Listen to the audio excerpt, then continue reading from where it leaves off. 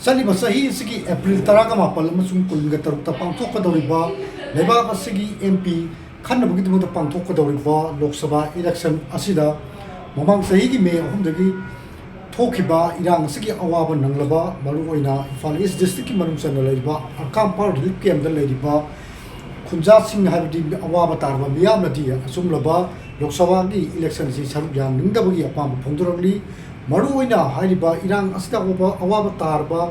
mayum makai leitraba more Susampurna chingba tongan tongan mafam singda leiriba mayum makai leitraba miyam chingbu masa masagi mayum masa masagi maramdamda hanjillaba matungda hariba sumba election asida natana tongan tongan ba election saruk jajage hujik phawba tangdu leitadna leiriba marak asida election pangthokpagi maram karino hariba sumlaba Lok Sabha ge election asi saruk janingde haibagi pendaba kolau pendaba wafam kaya impact news to phongdoragli hariba hiramsigi matangda chaba pawdam impact news ki tongan tongan ba bulletin chingda pudra laksage